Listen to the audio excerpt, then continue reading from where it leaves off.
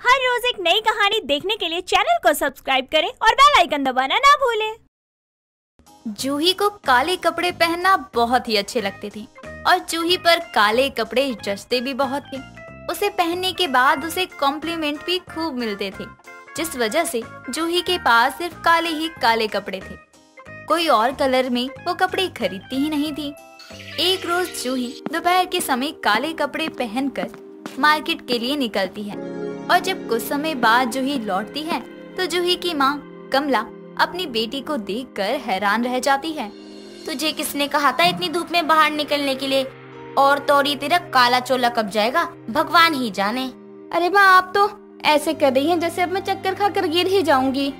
जूही के मुंह से ये दो अपशब्द निकलते हैं और फिर क्या था, जूही सचमुच चक्कर खाकर गिर जाती है। ये देखकर कमला अपनी बेटी को उठा तो पाती नहीं, जिस वजह से वो उसे पैरों से ही खींचकर दरवाजे से हॉल के बीच में लाती है और पंखा चला देती है। बाथरूम में से एक बाल्टी पानी लाकर वो अपनी बेटी जूही पर डाल देती है और पानी डालते ही जूही हड़बड़ाते हुए उठकर कहती है, मैं कहाँ हूँ? मैं जिंदा हूँ। आंटी, आप कौन हो? इसीलिए इसे कहती हूँ कि ये काले कपड़े गर्मी में मत पहना कर, इससे और गर्मी लगती है और इसके दिमाग पर असर कर जाती है। अब ये अपनी माँ को ही नहीं पहचान रही है।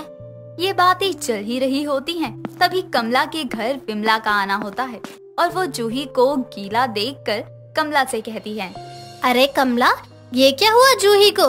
ये बिन बारिश भीगी हुई क्यों है? आजा बैठ विमला। क्या बताऊं, इस नालायक लड़की ने तो नाक में दम कर दिया है। इस भरी गर्मी में ये काला चोला ओढ़ लेती है और भरी दोपहरी में निकल पड़ती है और अब जैसे ही घर में आई चक्कर खाकर गिर गई। अरे कमला, वो तो अच्छा हुआ जो ये सड़क पर नहीं गिरी। अब कमला किचन में जाकर अपनी बेटी जूही को कॉल करती है और जूही कुछ ही समय बाद है कुछ कह दो तो मुंह फुलाकर बैठ जाते हैं। ये बात तो तू सही कह रही है, लेकिन मैं तो जूही को जब देखती हूँ वो काले कपड़े ही पहनती है ज्यादातर ना बोल बिमला, इसके पास और दूसरे कलर के कपड़े है ही नहीं। अब जूही इतना हो जाने के बाद नहीं सुधरती और देर शाम कमला अपनी बेटी जूही से कहती है, जूही, कल तुझे लड़के वाले देखने आने वाले हैं, तो कल का कॉलेज कैंसिल कर दे और याद रहे किसी भी काले कपड़े में मुझे तू नजर मत आइयो। माँ, मुझे कल कॉलेज तो जाना ही पड़ेगा, लेकिन मैं जल्दी आ जाऊंगी। अब अगले दिन जूही को लड़के वाले देखने आते हैं। दोपहर के 2 बज रहे थे और अब तक जूही कॉलेज से नहीं आती है। इधर लड़के की माँ कमला से कहती है, क्या हुआ कमला जी, जूही अभी तक नहीं आई? कहीं गई है क्या? जी नहीं, बस आ ही रही है, वो तैयार होने में समय लग रहा है। अब कमला किचन में जाकर अपनी बेटी जूही को कॉल करती है और जूही कुछ ही समय बाद पीछे के दरवाजे से अंदर आती है। तभी कमला जूही से कहती है, अब तैयार होने का समय नहीं है, जाकर लड़के वालों के सामने बैठ जा।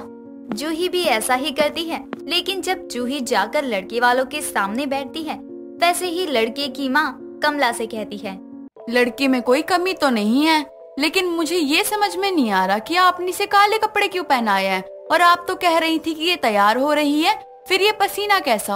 अरे तैयार ही हो रही थी, लेकिन कमरे का पंखा ठीक नहीं है तो पसीना आ गया होगा। ना जी ना, हमें बेवकूफ समझा है क्या? लड़की कहीं बाहर से आ रही है, देखो धूप में आने की वजह से इसका फेस भी लाल हो गया है और इतना पसीना आ रहा है इसे। माफ करिएगा बहन जी, इसके शरीर से तो बदबू भी आ रही है।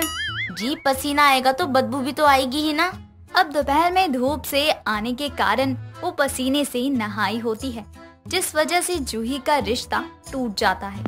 अब लड़के वालों की जाने के बाद कमला को बहुत गुस्सा आता है और कमला गुस्से में ही जूही से कहती है, ना तू लंगड़ी है, ना तू भैंगी है और ना ही तू अपाहिज है, फिर भी तेरा रिश्ता टूट गया।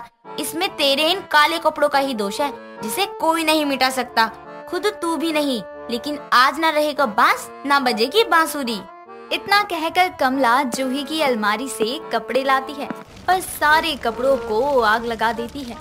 ये देखकर जूही बहुत रोती है, लेकिन जूही ने भी अब यही ठान रखा था कि वो काले ही कपड़े पहनेगी और वो अपने बेड में से 2-3 काले कपड़े निकाल कर पहन लेती है। ये देखकर कमला अपना सर पीटते हुए कहती है, हे भगवान, इस लड़की का मैं क्या करूं? अब ना जाने किससे भीख में मांग कर ये काले कपड़े लेकर आई है। आपने मेरे कपड़े जलाकर अच्छा नहीं किया, और ये मैंने किसी से भीख में नहीं मांगे, बल्कि ये मैंने रखे हुए थे, समझी आप। इतना सुनाने के बाद कमला जूही को चप्पल से मारती है और कहती है, बोलने की तमीज ही नहीं है, माँ से ऐसे बात करती है। ऐसे ही समय बीतता है, लेकिन जूही के काले कपड़े पहनने वाली आदत नहीं जाती। लेकिन अब की बात जूही के साथ जो होने वाला था, उसका अंदाजा तो उसे भी नहीं था। दरअसल जूही जैसे ही उठती है और आईने के पास खड़ी होती है, तो वो चिल्लाने लगती है, क्योंकि गर्मी से उसकी पूरी बॉडी पर लाल लाल दाने निकल आए थे। और जैसे ही कमला जूही की आवाज सुनती है, वैसे ही कमला जूही के कमरे में जाती है और अपनी बेटी जूही को देखकर कहती है, क्या हुआ, सुबह सुबह घर को सर पर क्यों उठा लिया? चप्पल खाकर ही मानेगी सुबह तू। माँ देखो ना मेरी बॉडी पर क्या हो गया, मुझे बहुत जलन हो रही है और खारिश भी हो रही है। अब जैसे ही कमला जूही की तरफ देखती है, तो वो भी डर जाती है और जूही से कहती है, लो हो गया सत्यानाश, ये तो घमोरिया है। मैंने तुझे काले कपड़े पहनने को मना किया था ना, अब देख ले ये गर्मी में काले कपड़े पहनने का नतीजा। माँ अब भी आप मुझे ही ताने देने में लगी हुई हो, मुझे जल्दी से डॉक्टर के पास ले चलो, वरना मैं तो पागल हो जाऊंगी खुजली करते करते।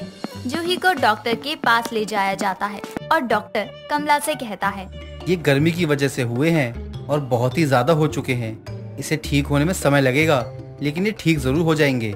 डॉक्टर साहब, इसके चेहरे पर तो कोई निशान नहीं आएगा ना?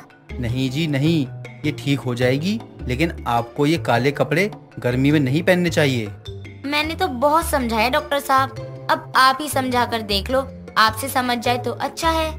जी, अगर ये अब भी काले कपड़े पहनेंगी तो इनका इलाज मैं तो क्या, कोई भी डॉक्टर नहीं कर पाएगा। ये सुनकर कमला मन ही मन सोचती है, अब आएगा मजा, जब ये अपने सालों के काले चोड़े को छोड़ेगी। मैं तो समझा नहीं पाई, डॉक्टर साहब की बातों का कितना असर होगा, ये तो अब पता चलेगा। ये सोचकर कमला तो मन ही मन खुश हो रही थी, क्योंकि उसे पूरी उम्मीद दिखाई दे रही थी कि जूही अब डॉक्टर की बात तो मानेगी ही। अब अगले दिन जूही ने काले रंग के कपड़े नहीं पहने थे। जैसे ही कमला के घर सुबह सुबह विमला आई होती है और वो जूही को लाल कपड़ों में देखकर हैरान ही रह जाती है और उससे कहती है, राम राम, ये कैसा अनर्थ हो गया कमला, इसका रंग रूप कैसे बदल गया? इसके चेहरे पर भी तो गौर फरमा विमला, वो उसका ही असर है, वरना ये डायन का चोला कहाँ ही छोड़ने वाली थी। अरे राम राम, ये तो गर्मी के दाने हैं, ये कैसे हो गए? उस काले चोले का कमाल है, बस पूछ मत। डॉक्टर के कहने पर जूही गर्मी में काले कपड़े जो पहन रही थी, उसे पहनना बंद कर देती है। और तो और अब वो हर कलर के टॉप, सूट, टी शर्ट पहना करती, लेकिन काले कपड़ों को हाथ भी नहीं लगाती। खासकर गर्मियों में तो बिल्कुल भी नहीं, क्योंकि उसे अच्छे से सबक जो मिल चुका था। दोस्तों, आपको हमारी ये गर्मी में काले कपड़े पहनने वाले की कहानी कैसी लगी, हमें कमेंट करके बताना ना भूलें। दोस्तों, अगर आपको ये कहानी पसंद आई तो इसे लाइक करें, शेयर करें और कमेंट करके बताएं कि कहानी में आपको सबसे अच्छा क्या लगा।